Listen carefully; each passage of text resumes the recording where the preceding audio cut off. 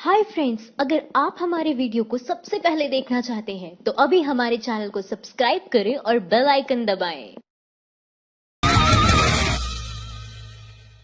2 करोड़ रोजगार देने की बजाय 1 करोड़ नौकरी छीन ली। 2019 चुनाव में जनता हिसाब लेगी मोदी जी, तेजस्विनी यादव। 2018 में देश के 1 करोड़ 10 लाख लोगों के हाथ से रोजगार छिन गया। CMIE के ताजा जारी आंकड़ों से इस बात का खुलासा हुआ है। नरेंद्र मोदी 2014 की अपनी चुनावी रैलियों में यह वादा करते दिखाई दिए थे कि उनकी सरकार आएगी तो हर साल 2 करोड़ लोगों को रोजगार मिलेगा। लेकिन रोजगार मिलना तो क्या ही बात करें, यहाँ तो हर साल लोग बेरोजगार हो रहे हैं। बिहार के पूर्व उप मुख्यमंत्री और आरजेडी नेता तेजस्विनी यादव ने ट्वीट पर पीएम मोदी को उनका वादा याद दिलवाया है। साथ ही यह सवाल भी किया कि आखिर उन्होंने युवाओं की नौकरी पर बात करना क्यों छोड़ दिया। तेजस्विनी यादव ने लिखा, 1 करोड़ 10 लाख नौकरियां 2018 में छिन गई और हर साल 2 करोड़ नई नौकरियां देने का वादा किया गया था। डियर पीएम मोदी जी, अपने रोजगार के बारे में बात करना क्यों छोड़ दिया। 2019 करीब है, अपने 2014 के घोषणा पत्र को उठाकर देखिए, इससे पहले कि बहुत देर हो जाए। धन्यवाद।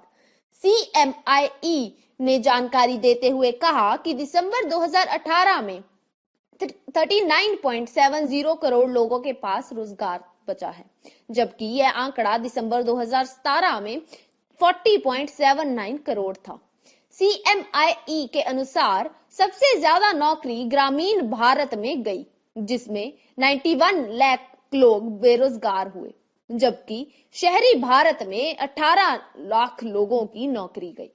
CMIE की ताजा रिपोर्ट से यह बात साफ है कि देश में बेरोजगारी तेजी से बढ़ रही है, जबकि पीएम मोदी ने हर साल 2 करोड़ नए रोजगार देने का वादा किया था। IAS बी चंद्रकला की संपत्ति दुगना होने पर छापा मारने वाली CBI अमित शाह के बेटे की संपत्ति पर चुप क्यों। अवैध खनन के मामले में IAS बी चंद्रकला के लखनऊ में मौजूद फ्लैट पर CBI ने छापामारी की। CBI ने 12 जगहों पर छापामारी की, जिसमें खुलासा हुआ कि चंद्रकला की संपत्ति में 90% का इजाफा हुआ है। इस पर अब सवाल उठने लगा है कि जब बीजेपी अध्यक्ष अमित शाह के बेटे की संपत्ति 16 गुना ज्यादा का इजाफा होता है तो उस पर एक्शन क्यों नहीं लिया जाता।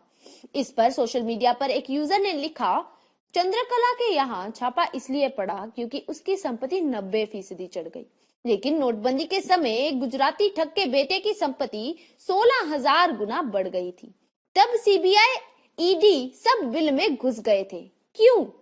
गौरतलब है कि CBI छापामारी के दौरान पता चला कि बी चंद्रकला की संपत्ति के बारे में केंद्र सरकार के सामान्य प्रशासन एवं प्रशिक्षण विभाग की शुरुआती जानकारी एक अनुसार चंद्रकला की संपत्ति 2011-12 में सिर्फ 10 लाख रुपए थी, जो कि साल 2013-14 में यह बढ़कर करीब 1 करोड़ रुपए हो गई। इस हिसाब से अगर देखा जाए तो उनकी संपत्ति में महज 1 साल में 90% का इजाफा हुआ। अभी चंद्रकला के नाम पर आंध्र प्रदेश में एक 10 लाख का फ्लैट है। लखनऊ में भी 55 लाख का एक फ्लैट उनकी बेटी के नाम पर है। आंध्र में एक 30 लाख का मकान और भी खरीदा है। वहीं चंद्रकला अपनी संपत्ति 1.5 लाख सालाना होने का दावा करती है। बता दें कि भाजपा अध्यक्ष अमित शाह के बेटे जय शाह की स्वामित्व वाली कंपनी का सालाना टर्नओवर नरेंद्र मोदी के प्रधानमंत्री और पिता अमित शाह के पार्टी अध्यक्ष बनने के बाद 16,000 गुना बढ़ने की खबर आई थी, जिसका बीजेपी आधिकारिक रूप से सामने आकर जय शाह का बचाव करते हुए आरोपियों को बेबुनियाद और झूठा बताया था। IAS चंद्रकला पर छापा मारने वाली CBI जय शाह की भी जांच करे। 2 साल में नहीं दिया गया है कंपनी का हिसाब। इस वक्त जब केंद्र सरकार की कॉर्पोरेट कार्य मंत्रालय प्राइवेट कंपनियों से उनका लेखा जोखा मांग रही है, उनके वित्तीय लेन देन की जानकारी के बारे में सख्त है, तो वहीं दूसरी ओर बीजेपी के राष्ट्रीय अध्यक्ष अमित शाह के लाडले बेटे जय शाह को इस मामले में काफी राहत मिली हुई है। जय शाह ने अपने वित्तीय लेन देन का रिकॉर्ड पिछले 2 साल में नहीं दिया है। इस पर गजब तो यह है कि ना ही सरकार उनसे सख्ती से निपट रही है और ना ही किसी अखबार, मैगजीन, टीवी चैनल में इसके बारे में कोई भी खबर चल रही है। अमित शाह के बेटे पर पहले भी गंभीर आरोप लग चुके हैं। उनकी 50,000 की कंपनी पीएम मोदी के सत्ता में आने के बाद 80 करोड़ की हो गई। कैसे हुई, इसका जवाब अभी तक एक रहस्य है। और अब यह बात सामने आई है कि जय शाह ने वित्तीय वर्ष 2016-17 और 2017-18 में अपनी कंपनी के लेन देन का लेखा जोखा उजागर नहीं किया है। अब भला कौन जानता है कि जिस तरह हजारों की कंपनी करोड़ों की हो गई, उसी तरह वित्तीय लेन देन को छुपाने में करोड़ों के टैक्स की चोरी नहीं हुई होगी। कांग्रेस नेता राधिका खेड़ा ने ट्वीट कर सवाल उठाया कि जय शाह अपनी कंपनी के वित्तीय लेन देन का ब्यौरा क्यों नहीं दे रहे हैं। राधिका ने लिखा कि जय शाह की इतनी बेपरवाही के पीछे सिर्फ एक ही वजह हो सकती है, वो यह है कि मानो वो कह रहे हो कि तुम जानते नहीं मेरा बाप कौन है। CMIE रिपोर्ट, 1.1 करोड़ लोगों की नौकरी गई। कांग्रेस बोली इसीलिए आंकड़े छुपा रहे थे मोदी। मोदी सरकार में बेरोजगारी का आंकड़ा बढ़ता चला जा रहा है। Sector for monitoring Indian economic की ताजा रिपोर्ट ने बताया कि रोजगार के मामले में युवाओं के लिए पिछला साल खासा बुरा रहा। साल 2018 में करीब 1.10 करोड़ भारतीयों की नौकरी गई। रिपोर्ट के अनुसार साल 2018 में बेरोजगारी की दर 7.4% थी, जो कि 15 महीने में सबसे अधिक है। रिपोर्ट आने के बाद कांग्रेस सांसद अहमद पटेल ने मोदी सरकार द्वारा आंकड़े दबाने पर सवाल खड़े किए। उन्होंने सोशल मीडिया पर लिखा, इसीलिए श्रम मंत्रालय ने साल 2018 से रिपोर्ट्स देनी बंद कर दी और रोजगार से जुड़ी तिमाही सर्वे देने से मना कर दिया। सभी बेरोजगारों से कहा गया कि सवाल पूछने की जगह पकौड़े बनाओ। गौरतलब है कि साल 2017 में नीति आयोग के उपाध्यक्ष का पद छोड़ने से एक दिन पहले अरविंद पंगडिया ने नौकरियों के आंकड़ों में सुधार की सिफारिश मोदी सरकार को सौंप दी थी।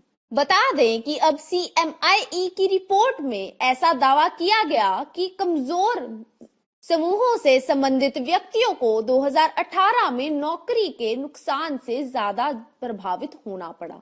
रिपोर्ट में यह भी पता चला कि देश में बेरोजगारी की संख्या में तेजी से बढ़ोतरी हो रही है।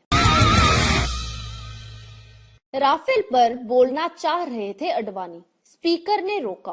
क्या मोदी के खिलाफ बोलने वाले थे? राफेल डील पर जब रक्षा मंत्री निर्मला सीतारमण विपक्षी दलों के सवालों का जवाब दे रही थी, इसके बाद कांग्रेस अध्यक्ष राहुल गांधी ने भी रक्षा मंत्री के जवाबों पर एक बार फिर से सवाल किया और उन्हें पूछने का मौका भी दिया गया। मगर बीजेपी के वरिष्ठ नेता और सांसद लाल कृष्ण अडवाणी ने जब लोकसभा में बोलने की इजाजत मांगी तो उन्हें बोलने की इजाजत नहीं दी गई। दरअसल लोकसभा में बहस के दौरान जब संसदीय कार्य मंत्री नरेंद्र सिंह तोमर ने स्पीकर सुमित्रा महाजन से कहा कि अडवाणी कुछ बोलना चाहते हैं, मगर स्पीकर ने उन्हें बोलने की अनुमति नहीं दी। सुमित्रा महाजन ने अडवाणी से कहा कि वह कुछ नहीं बोले। ध्यान रहे कि सांसद को ऑर्डर में रखने की जिम्मेदारी स्पीकर की होती है। स्पीकर को यह अधिकार है कि किस सदस्य को कब बोलने का मौका देना चाहिए। बता दें कि कांग्रेस समेत सभी विपक्षी दलों के मांग थी राफेल डील पर संसद में चर्चा हो। इससे पहले अरुण जेटली ने सरकार की तरफ से पक्ष रखा। अब रक्षा मंत्री निर्मला सीतारमण ने जवाब देते हुए कहा कि यूपीए चाहती ही नहीं थी कि रक्षा सौदा हो, मगर यूपीए वाली डील होती तो विमान आने में 11 सालों का समय लग जाता। इस पर पलटवार करते हुए राहुल गांधी ने कहा कि फ्रांस में पूर्व राष्ट्रपति ओलांद ने मुझे बताया था कि अनिल अंबानी की कंपनी का नाम भारत की तरफ से सुझाया गया था। मेरा सवाल यह है कि HAL को हटाकर अनिल अंबानी की कंपनी को इस डील में कौन लेकर आया? माइंड द न्यूज रूम की रिपोर्ट। Thank you for watching our video. अगर आपको हमारी वीडियो पसंद आई हो तो इसे लाइक जरूर करें और हमारे चैनल को सब्सक्राइब करना ना भूलें।